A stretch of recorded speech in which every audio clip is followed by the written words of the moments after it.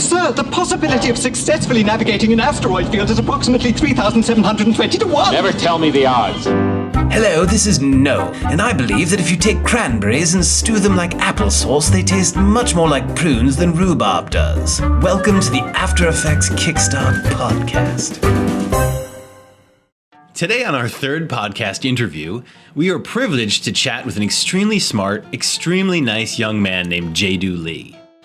Jaedoo came on my radar about a year ago as he was graduating from SVA, which is the School of Visual Arts in New York City, and it's a great school. And, suddenly, a bunch of his student work started popping up on Motionographer and on Wine After Coffee. And, it's not completely unheard of that a student gets into those places, but it's pretty rare and a kind of a special thing when it happens. So it always catches my eye as a teacher. And Jaedoo was actually the very first person that I thought of when I decided to do this interview series. We've kind of become friends on Facebook in the years since he graduated, and I knew that he had first scored an internship at Buck, which I'm pretty sure that you must have heard of at this point, but if you haven't, they're definitely one of the very top motion studios in the country, if not the top. And then after his internship, they asked him to take a full-time job there. To me, he seemed like a rising star on the way up. And, I imagined that his life was perfect or something, like amazing and full of animation joy. And, he was just learning a ton and creating awesome special keyframes that the rest of us hadn't heard of or something. But, without giving too much away, that's not at all what it felt like for him. Jaedoo is a really humble guy and is obviously very dedicated to his craft. I think you should definitely watch some of his work on Vimeo before listening to this so you can see how good he is. Because to hear him talk about himself, you'd think his work was really just so-so. I apologize in advance for his audio. He was on a cell phone on the streets of New York, so there's definitely a little bit of noise behind him. But I think you'll get a lot out of listening to him, so I don't think it matters at all. Let's jump in and hear his story. Hey Jaedoo, thanks for being here. Really excited to chat with you today. How you doing? Good, thanks. How are you? Doing really good, man. So I know we've got a lot of eager students here who are just learning After Effects, and they are, I'm sure, very eager to hear who you are and where you work and how long you've been animating. So can we start off with that? My name is Jaedoo Lee. I work at Buck as a designer animator, and I've been professionally animating and designing for exactly a year now. Wow, that's pretty amazing. 1 year. You went through SVA, is that right? Yeah, I went to SVA. When did you realize that you wanted to work in motion design and animation? I was actually an advertising major up till sophomore year, and I wanted to work at an ad agency, and I actually never wanted to learn motion. And all my friends were like, you should try it out. And I started taking a motion class junior year, and it was really fun for me, I guess. So I kind of ditched advertising altogether. I didn't really go to advertising class, and I just worked on my motion stuff. And that's, I guess, how I got more interested. So you were thinking of becoming like an art director or ultimately a creative director or something like that? Yeah. Right on. That's really funny. That's great that you kind of got talked into it. Yeah. That's probably a little bit different from many other people, I think. Let me ask you, how did you learn After Effects? And I assume it was when you were at school, but if you could tell us a little bit more specifically, how you learned it and what that process was like for you. I took an intro to motion graphics class junior year, and honestly, I kind of struggled with After Effects because of the interface, and it was something I was really unfamiliar with. And I started getting really interested in cell animation, and I bought all these books. I think one of them was the Animator Survival Kit book. Mm-hmm. And I guess understanding the fundamentals of animation, even if it's frame by frame, hand drawn, I was really appealed to how differently you could make things move. And then I guess I took that knowledge and kind of brought it back over to After Effects. And then I realized that there was a bit of a learning curve for After Effects, and once I started knowing how and what I wanted to move, I guess I kind of figured things out a bit easier than I had like in the beginning. So I'm just really curious because our students are learning After Effects right now, and they're just a few weeks into it. But you said that it was difficult for you to look at the interface and kind of to understand the interface. Is that right? Yeah. Do you remember specifically like what about it was challenging to you? I guess like the whole idea of having keyframes and having things like set in time, because Photoshop and Illustrator aren't meant for that, and that was all I had used before. And the whole idea of having keyframes and different effects, and really hard for me to understand at first. Sure, that makes sense. Did you have any like big aha moment where you feel like you really figured something out about it?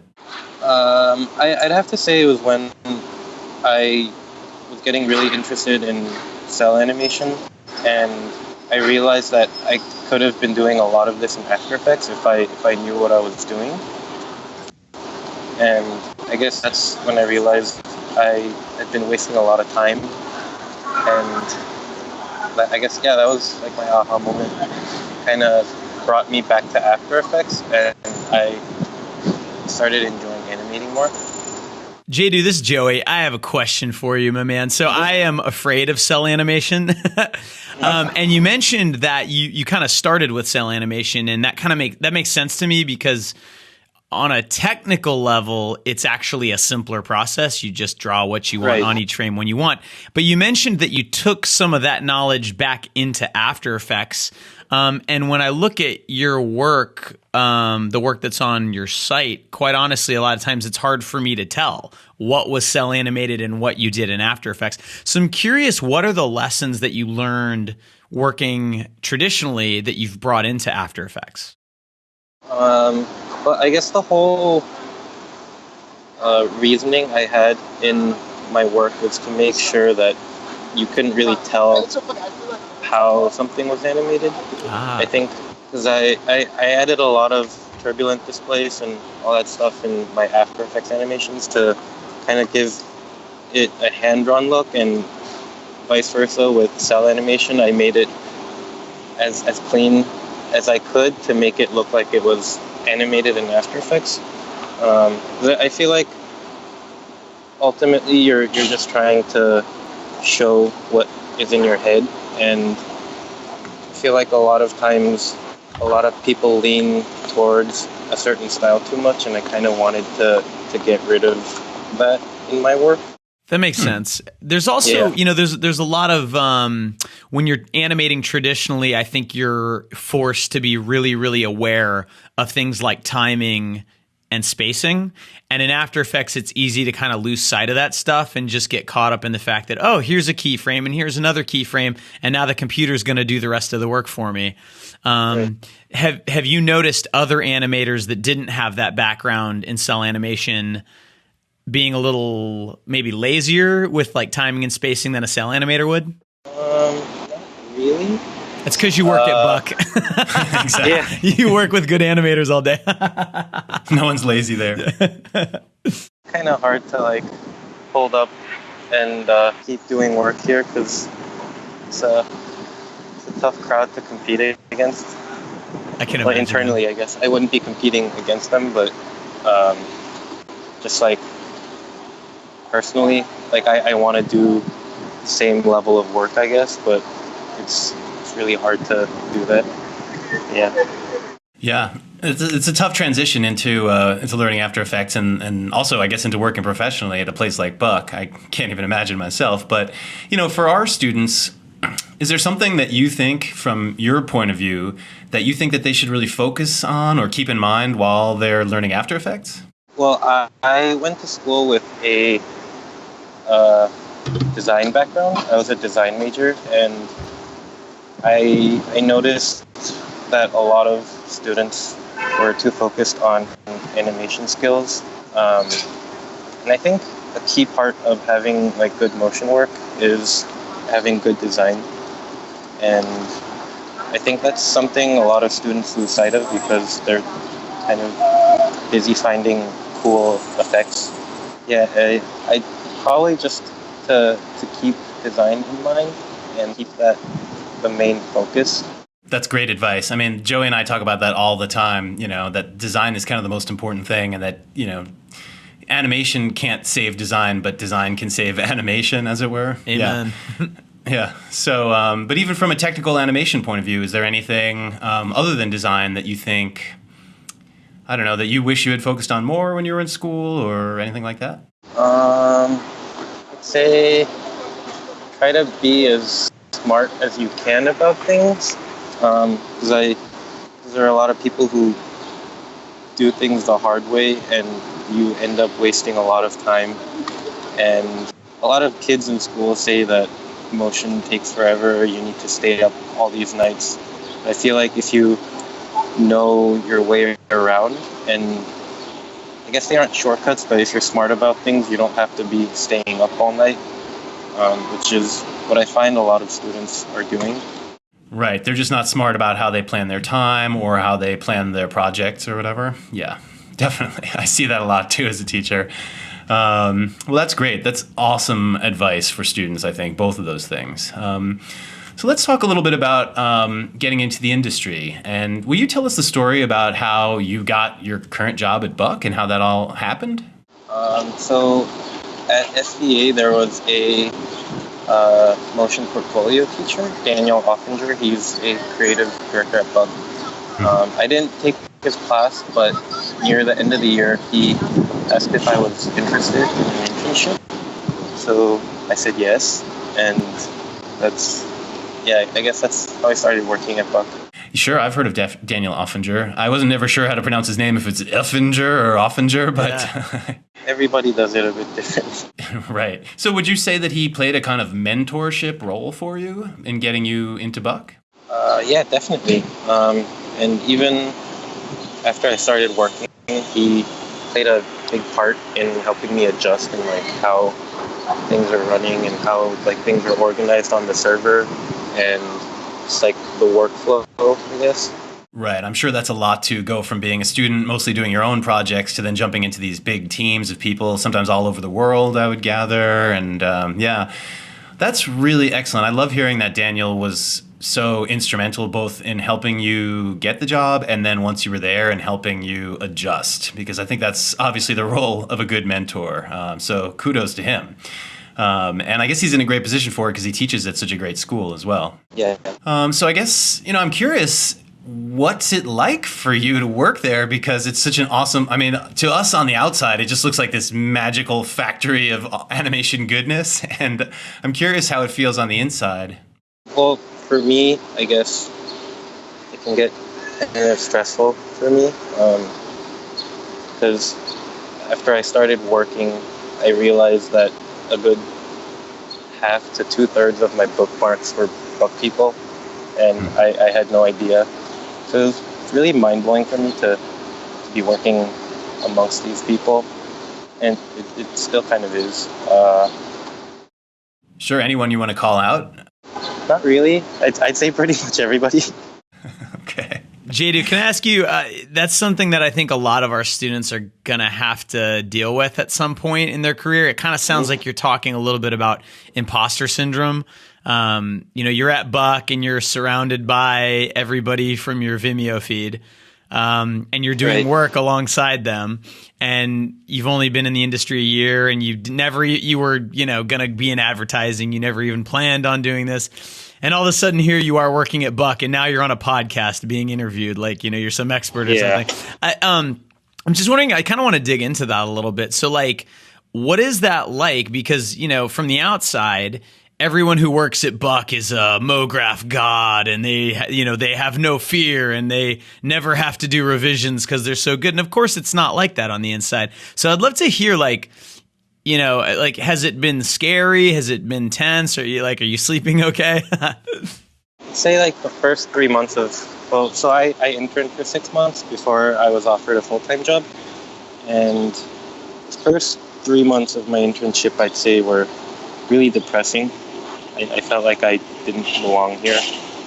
I still kind of do. And it was really hard to just do work. I just kept freezing, and it was like my brain was lagging all day, every day. Right. And did something kind of help you push through that? Was there anything that you did or that you realized that helped you get over that? There was, so Buck did a piece for David Blaine's TV special, and I was fortunate enough to work on that, and I was given my own little part in the piece to do, and I think that kind of gave me some confidence in taking responsibility and animating as well. So I think after that I kind of gained like a boost of confidence in working at that. Yeah, and you're talking about the spectacle of the real piece, right? Yeah. Yeah, we'll link to that in the show notes. It's an instant classic as far as I'm concerned. It's one of my favorite pieces. It was an intense project to work on, but really fun. So was it, do you think, helpful to you to work kind of on your own on that one little shot as opposed to being in like a group dynamic where people were kind of trading off pieces of their project? Do you think that was partially why it was a transitional moment for you? But I guess it was kind of like a passage of right, if you'll say. Because before I had been working on very small parts of projects, and so I was kind of I had to keep checking up with people, but after getting assigned to that part, I kind of had. It seemed like it gave you some confidence, you were saying earlier. So I guess getting that part to do it kind of gave me a lot of confidence and responsibility, and I guess it drove me to work harder than I had before, and I survived the depressing first couple of months. My goodness, it's so funny to hear. I mean, it makes perfect sense that that's what you went through, but I think probably a lot of our students listening would think that you get that dream job and then suddenly everything's great and you're super happy and the world is just your oyster. But I think I could totally see that I probably would have felt exactly the same way as you in that situation for sure. And I guess it's cool that you sort of went from being an intern there to being a full-time employee. Is there any, difference between those two roles and, the way that you're treated there or how, the kind of work that you do? I don't think there's honestly any difference. I guess the only difference would be that when you start working as an intern, nobody knows you and nobody knows what your skill set is and what you're good at and what you're bad at. So getting assigned to a project is the only difference, I'd say. But after I started working longer, people knew what I was good at and what kind of projects I could be put on. So had people, because I know that your student work was like all over Motionographer and stuff, were they aware of your work when you started either interning or working there, or did they kind of not see that stuff? Some people saw, I think. I think mostly everyone was pretty much busy with work. Yeah, I guess. That makes sense. It's a pretty busy place. Any kind of wisdom that you've learned there that you working professionally that you might be able to impart to our students who still haven't, achieved that milestone yet?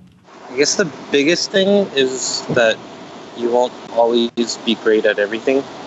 And it's something Daniel actually told me as well. I think you need to know, or you need to figure out what your strengths are and develop your strengths a lot. Yeah, that makes sense.